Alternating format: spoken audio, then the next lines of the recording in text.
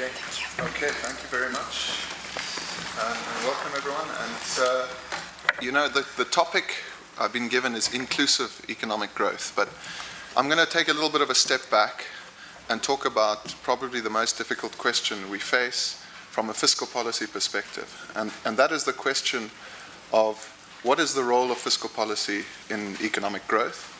And are the choices we're making in fiscal policy the correct ones for where South Africa is right now? We're struggling. The economy contracted by 2.2% in the first quarter.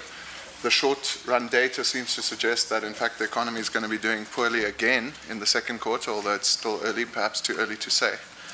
And of course, one of the questions we have to ask, aside from what is monetary policy doing, what growth interventions should we be implementing, and that's what Duncan will speak to.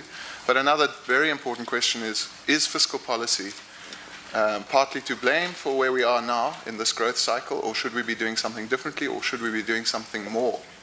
And I think, talking personally here, this is probably the most difficult question that we can be faced with, an environment in which there's such pressure on the budget and the economy is growing quite slowly. And let me try to explain a little bit more.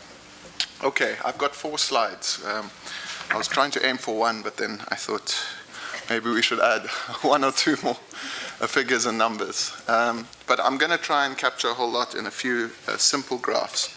Now, this graph is South Africa's 10-year bond yield over the past 3 years. It might not sound like an obvious starting point or an obvious starting indicator for discussing fiscal policy, but the 10-year bond yield, in other words, the interest that government pays on its 10-year bonds, is an absolutely essential price for the entire economy. It basically sets what government borrows at, it sets what the corporate sector borrows at, and the 10-year bond yield is also a very good indicator of what investors think of South Africa and what's going on politically. Okay, so let's go back a little bit. So this is April 2015. We were trading around 8%, that was the yield. So we're paying 8% per annum on a 10-year bond. And then we can see that we were given a severe fiscal shock. And that happened in December 2015. Does everyone know what that is? Okay. So that was, in a sense, I would say, a structural change to what was going on in South Africa. That was, in December 2015, was when the then Minister of Finance, Minister Nene, was removed at very short notice. And that obviously sent quite a shock through the markets. And of course, he's now back as the Minister of Finance, so we're going to get there. That's the end of the story. Anyway, so what we saw thereafter was a very volatile period in which yields started to come down. There was immediately a shock, but the market started to adjust. Of course, over this entire period, there was also a lot of other pressing matters coming to the fore. The economy was growing more slowly than had been anticipated. Of course, there was the fees must fall movement and others all through this period. And then towards the end of 2017, you can see, this is a difficult period. I don't think we've got a lot of time to go into all of those, but you can see another very significant shock. Now, does anyone know what that is? So effectively what happened there was we had, at that stage, Minister Gigaba in charge of the Ministry of Finance, and there was basically a lot of political gridlock, not much political decision-making taking place. And we saw in October 2017 the release of the medium-term budget policy statement. Now, there's quite a lot of confusion about what that is, but essentially the budget review, as the name suggests, is meant to be a review of the budget, what's happened, with looking forward, but basically what took place in the past year. The policy statement of October is meant to tell society and investors and the broader public what government's 3-year plan is, basically, for the budget and economic growth. And effectively, there was no plan, and the markets reacted very badly to that. And Treasury released a document which showed that debt was likely to continue growing as a share of GDP in a completely unsustainable way. So that was another major shock, and it said something about the difficulty of making fiscal policy in a low-growth environment in which there's a very difficult political environment as well. And I think that's what makes the work of the Budget Office extremely difficult. It is fundamentally a political process and a very technocratic process at the same time. And as other speakers have said in the past, it's also a moral decision-making process, because you're making moral decisions about where money needs to go. So if we choose, for example, to take funding away from capital and put it towards free higher education, that might be the right decision, but certainly it has consequences on both sides. And one of the big difficulties is that so many plausible and good requests for money are competing with each other from the same source. So in a sense, the fiscal policy story is the economic story. It's the story of limited resources and unlimited wants, and the difficult choices you have to make to balance those two. Okay, so then of course there was also an announcement of free higher education around that time. The budget had to answer two very difficult questions, which was, first of all, how was government going to pay for free higher education? And secondly, what was government going to do about the very large revenue shortfalls that we had seen emerging throughout the year? So as I say, there are a lot of pressures. There's pressure from the economics, the politics, the interactions of government and economy. And then, of course, in February was the announcement of the budget. The budget made a whole lot of very big changes, but probably the two most important ones were that it raised the VAT rate by 1 percentage point, including other taxes, but I think the VAT rate increase is certainly the one that has gotten the most airtime. And it was very heartwarming to hear Bert say, well, it's actually, this is a non-issue. This is the kind of increase that, you need to make a decision like that if you want to be spending more on things like, for example, free higher education and others. And that budget basically put forward a plan to stabilize the finances, fund free higher education, and keep debt stable and declining over the next 10 years. And so you see basically the price of government debt coming down very sharply. And at the same time, the rand strengthened very much. I think it was it strengthened by roughly 20%, which made it the strongest performing currency in the world against the dollar at the start of 2018. But now what has been happening, you can see this graph should really be taking us to July, but what's happened really is that markets are now becoming more and more aware of these pressures on the fiscus. There's been a wage negotiation, for example, that has just finished, and the wage agreement is going to cost 30 billion rand more over the next 3 years than what was put into the budget, as an example. We have South African Airways going to Parliament and saying we need 20 billion over the next 2 years in order to make this a sustainable airline. And I can continue with that list. There are many more pressures. And at the same time, it's become increasingly clear that the South African economy is struggling. And we're seeing, and to exacerbate that, the global economy is also changing. So we're seeing a more protectionist world. We're seeing, in general, interest rates going up in the rest of the world. So South Africa is a relatively less attractive investment destination. And basically, you're seeing all of these factors, both domestic, international, feeding into rising yields and a rand that has weakened very substantially over the past 2 months. So that's where we are. And I thought I'd include this as well, just to give you a sense of what is the real fiscal story of the past 10 years. And this graph makes a very simple point, but I think it's probably the most powerful way of making this point. In 2009-10, we had the global financial crisis. We thought at the time that South Africa could grow at around 4%, comfortably at 4%, and if the economy was overheating at like 5 or 6%, right? So we knew we were in the middle of a boom in around 2007, 2008, but I think it's fair to say that we and the world in general had overestimated how much economic growth was on tap. And so what really happened is that South Africa grew its expenditure very strongly over this entire period, the period of the global financial boom, commodity boom in particular, which benefited us. Then we were hit by the 2009 global financial crisis. And since then, it's been a story of a persistent gap, which I'd call a structural deficit between revenue and expenditure. And that gap is what we're borrowing for. In effect, we are borrowing every year a large amount of money. It's about 200 billion rand a year next year. for the next 3 years. So it's about 200 billion rand a year we are borrowing to just maintain the current level of expenditure. And even within that, there are a lot of pressures emerging, and of course, big new spending plans on the horizon, the announcement of national health insurance being just one of those. So there's a fundamental question, which is, what kind of fiscal policy do we want? Because if you want to close that gap, there are only two things you can do. The one is raise taxes further, or you have to make a decision to reduce your spending.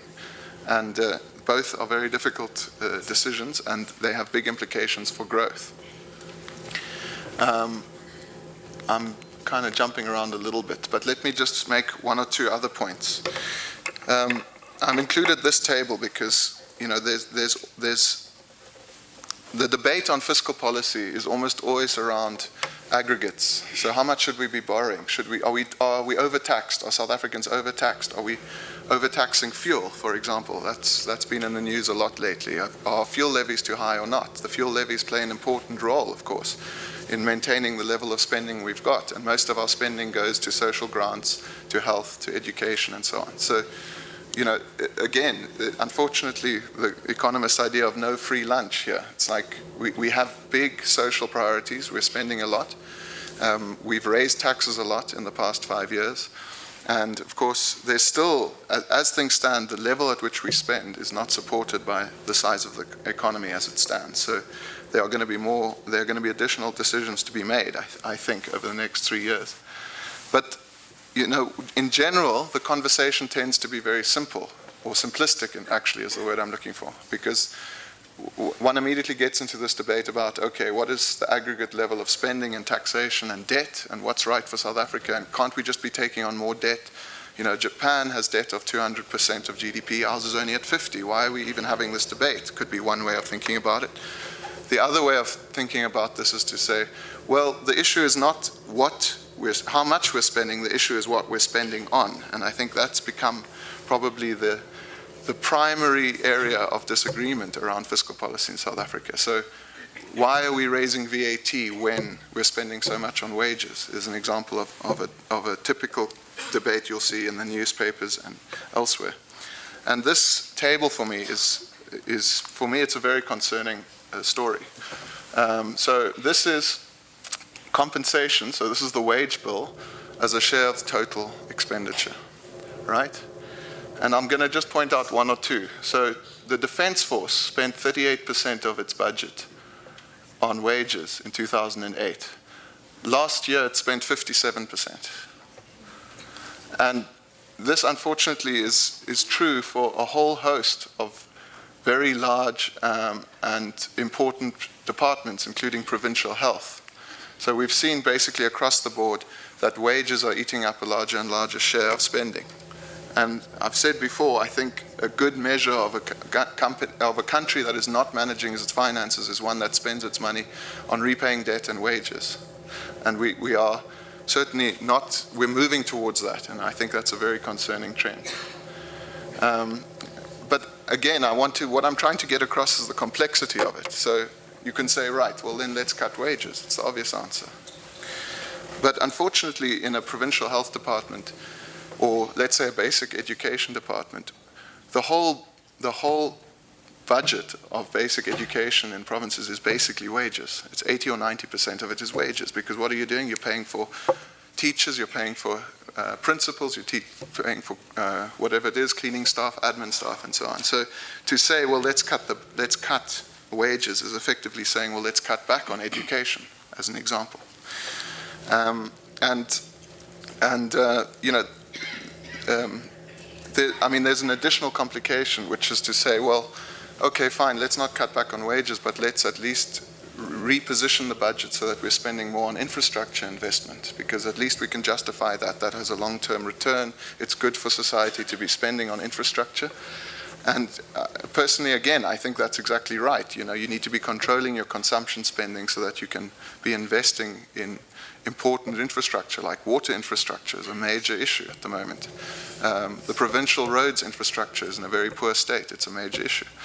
But again, you know, it's easy to say on the one hand, well, let's just spend more on roads, as an example, or water. Let's take water as an example.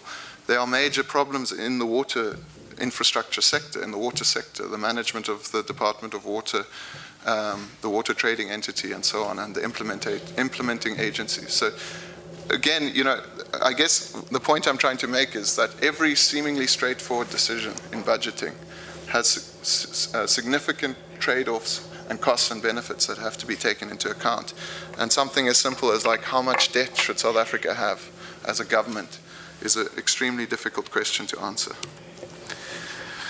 So maybe I'll just close then with one or two points to make. This is the graph that was the first graph in the budget review of 2018. Somebody said to me, we should have put it into every chapter, so for us, this was an absolutely crucial story, right? So, it's quite a nuanced argument we made in the budget. So, in 2017, we said that our debt to GDP ratio was going to stabilize and come down as a share of GDP, right? In other words, we're on a broadly sustainable path.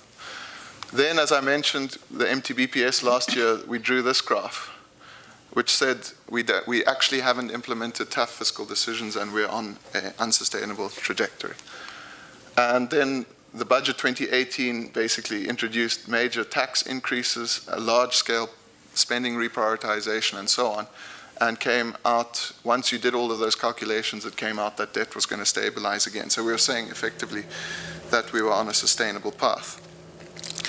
But even this is a controversial thing to say in a way, because what we're saying is that debt stabilization was the right thing to do in order to stabilize the economy and to get it growing again. In effect, what we were arguing was, if you've got a very unsustainable fiscal outlook and a debt overhang, you're effectively making it very difficult for people to make investment choices about the future of the country.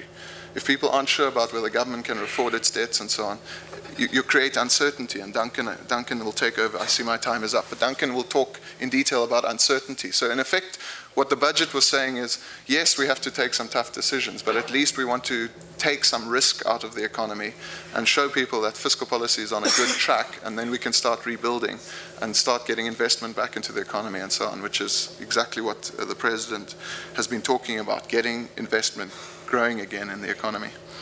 And maybe a last point to make is that the IMF recently released their report on South Africa, and their proposal was, we're not going hard enough on fiscal consolidation. They suggest we put in a debt ceiling at 55% of GDP, effectively. And I'm sure for those of you who've done work on fiscal policy and looked at public finance textbooks, there's a huge literature again on should you have strict fiscal rules like a debt ceiling. And I guess the point I wanted to make again is, if you want to do that, it means additional spending cuts or tax increases, and those have costs as well. So thank you. I'm going to now hand over to Duncan, and he's going to talk about unlocking growth.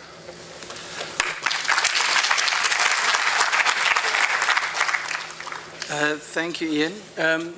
So I'm going to sort of steal one or two of Ian's slides just as a bit of an introduction to why this growth debate and why inclusive growth is such an important issue. So as Ian's indicated, what you are seeing here is a ratio. You're seeing a ratio of debt to GDP, right? So of course in an environment where your debt is growing, but your economy is not growing at all, so your denominator is not growing, then this is what happens to the ratio. The ratio increases in this unsustainable way. So really, Ian has been speaking a little bit about the growth debate and speaking a little bit about the tough fiscal policy choices when it comes to things like debt and taxes. But what I want to talk about a little bit is the denominator here. What I want to talk about is the GDP growth component of this and why the growth has not been as good as it could have been. So I just want to go back here. So we had this period where we had very rapid growth. Ian referenced it a little bit between sort of 2000 and 2008-9, before the global financial crisis, right? And that rapid growth was underpinned by a commodities boom, right? And during that commodities boom, our economy grew very rapidly. and it grew at levels somewhere between 4 to 5%. And then we had the global financial crisis, and we haven't really recovered since then.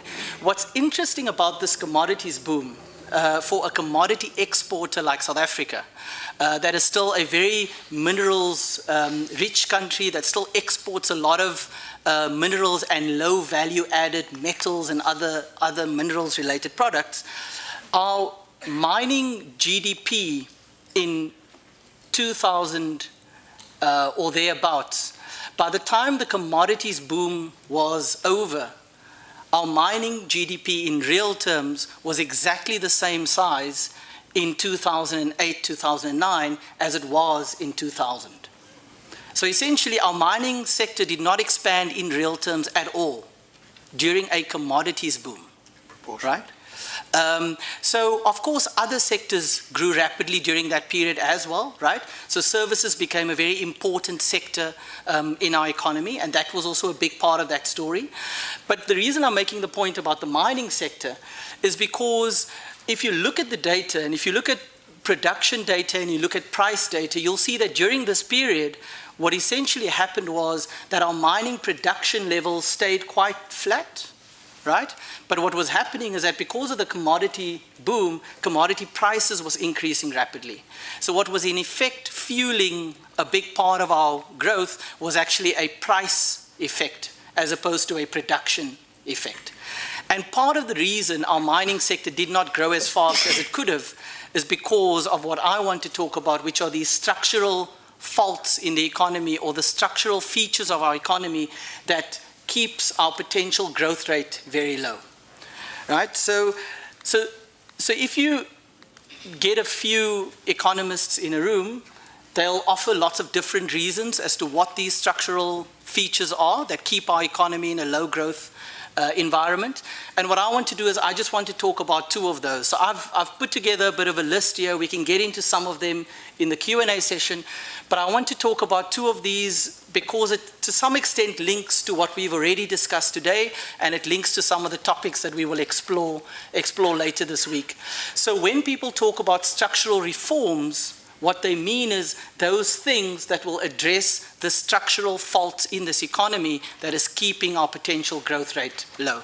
And so the first one we have there are inefficient public monopolies that impose a high cost structure for network infrastructure, right? So here we are, this country at the bottom of Africa. Our markets are to some extent in the region, but our markets are also all around the world. We export goods to China, we export goods to Europe, we export goods to the US. So what's very important for us is not only are we in a unique position from a global geography perspective, we don't have huge markets on our doorstep like Mexico does or like Thailand does, for example.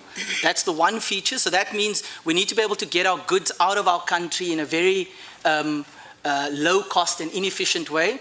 But also, a lot of our economic activity, because of how mining dominates the economy and our financial services dominates the economy, is concentrated inland. So we have to get our goods to the ports, in some cases where those are products, and get them out.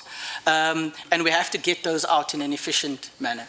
So I want to talk a little bit about these public monopolies and what role they play in network industries, transport, telecommunications, electricity, in keeping our cost structure high and contributing to the structural fault in our economy that means that we are struggling to compete globally. And then we'll talk, if we have time, about number two, which is sort of a salient fact of the South African economy, that our economy is severely skills constrained. Okay, so let's see how much time we have to get through those. So let's start with number one. And again, I want to, in the same vein as Ian's been talking about why these things are, from a policy perspective, quite difficult and challenging, but let's start with what the theory tells us to do on inefficient public monopolies. So what the theory tells us is that we all know that competition is very rarely perfect, right? We know that markets fail, and we know that market power must be kept in check. So what I want to talk a little bit about is market power, because that's what a lot of these public monopolies have. I'm not going to talk about market failures. right? Market failures are slightly different. Market failure is something Bert mentioned earlier today, this idea that governments subsidize or have tax incentives for research and development. The reason they do that is because of a market failure, right? Firms underinvest in research and development because the benefit of that investment does not accrue to them alone. It accrues to the broader society, and it accrues to some of their competitors, to the extent that their competitors can take it. So because firms underinvest in R&D, governments subsidize R&D. That is they probably shouldn't subsidize R&B, but that's a different different matter. So they subsidize R&D, right? And that's because of a market failure. But market power must be kept in check because of two things that it does. It allows a firm to raise prices substantially above cost, and it also prevents, therefore, the diffusion of a product, the availability or accessibility of a product. So that's why we need regulators in our economy, right? To regulate those with market power. So regulators in telecoms, in electricity, in railroads, they do two things. They regulate incumbent operators to ensure that they have a fair rate of return. They regulate their rate of return so that they can make some return, and that allows them to continue to invest. And they also monitor the conditions under which that incumbent allows others to access this bottleneck that the public monopoly controls, right? And a bottleneck or an essential facility or infrastructure is that input that cannot be reproduced by others in a very cost-efficient way. So those are things like railroad tracks, rail stations, power transmissions grid, etc. So the role of NERSA is to do two things, is to regulate Eskom, to ensure that Eskom makes a fair rate of return, but also to allow renewable independent power producers access to the bottleneck that Eskom controls, which is Eskom's transmissions grid. The role of ICASA is to regulate Vodacom and MTN to ensure that they still make a fair rate of return, but also to ensure that Vodacom provides fair access to Cell C for their cellular tower network. And the role of a rail regulator would be to regulate Transnet's freight rail system so that others have access to that system. The only problem is that we don't have an independent legislated rail regulator, okay? And I'll get back to that. And regulators face this very difficult trade-off, because on the one hand, they need to lower prices, right, for the users so that you can have diffusion and accessibility and a competitive economy, and you have your exports that are competitive and growing because prices are coming down. But they also have to ensure fair return to Eskom, Vodacom, MTN, anyone else that has access to this bottleneck or essential facility that they control. And where we've had effective regulation in South Africa, it has actually contributed significantly to creating benefits for the economy. So the first chart there just shows we have an independent ports regulator.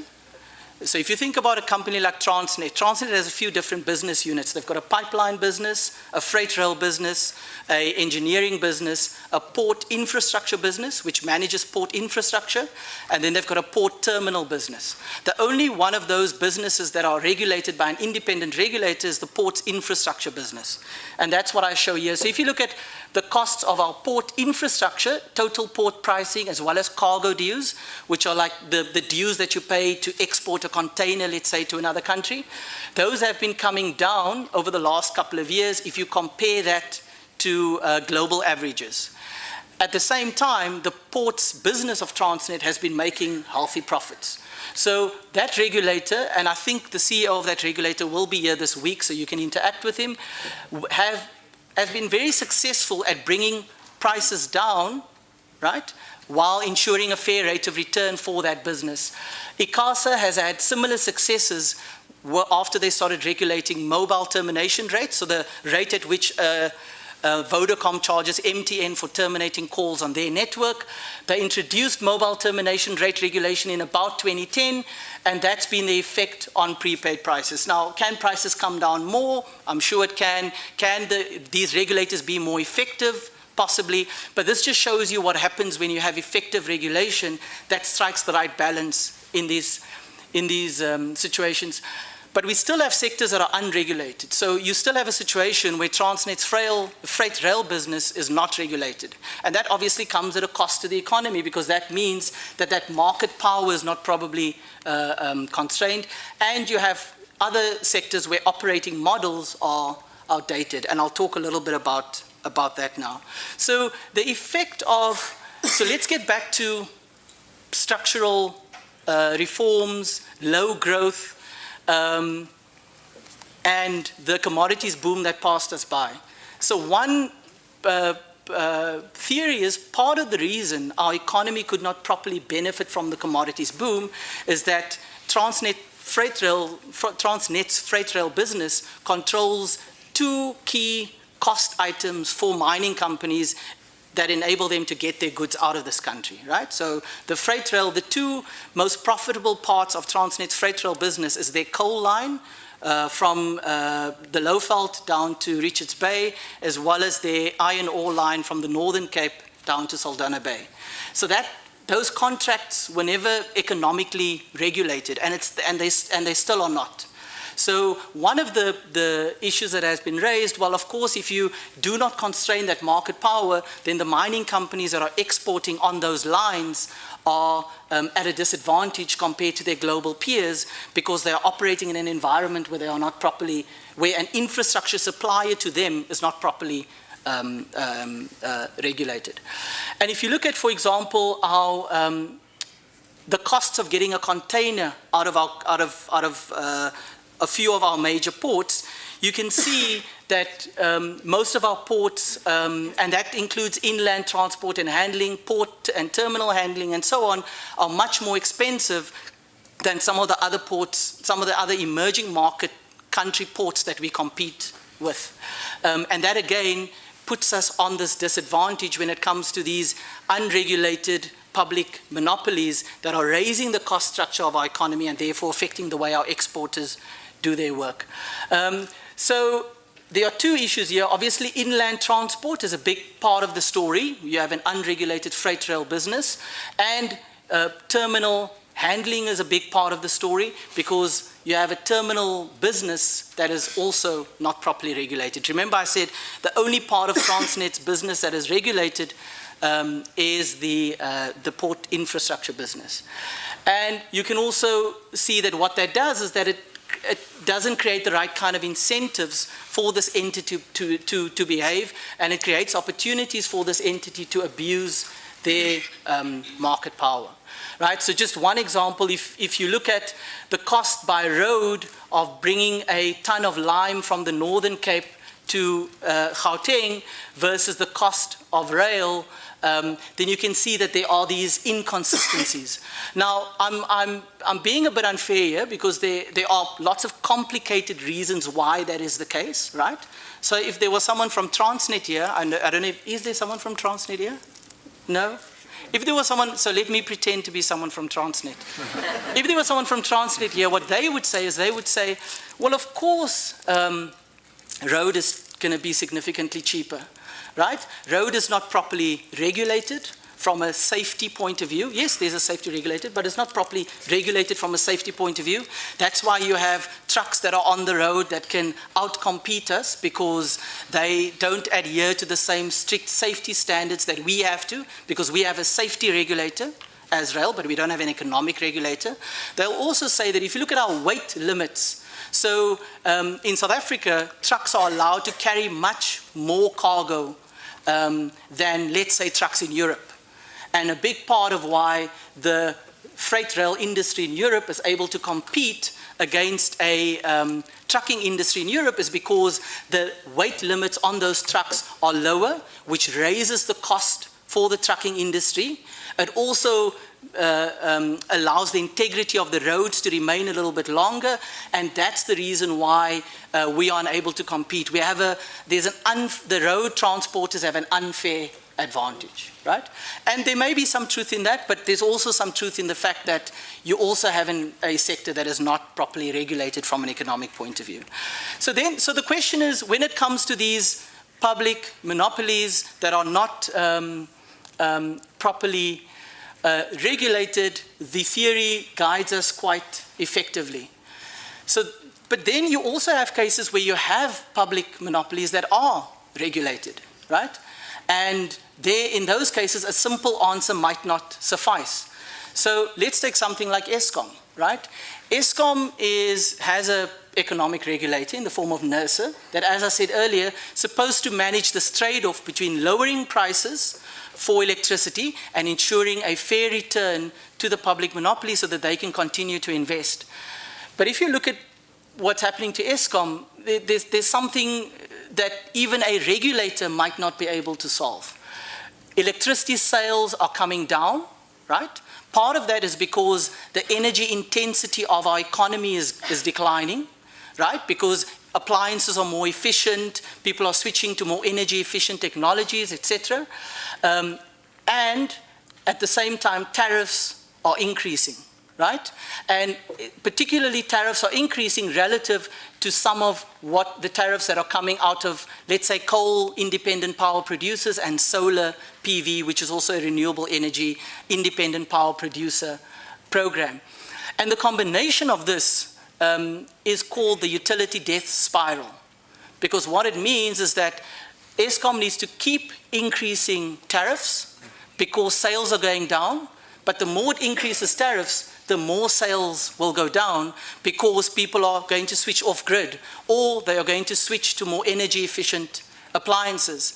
And the key thing to remember about a utility death spiral is that the part of the economy that is most affected by that, most negatively affected, are in fact lower income households. For two reasons. Because lower income households are often, as municipal electricity tariffs are structured, subsidized by higher income households in the electricity tariff regime.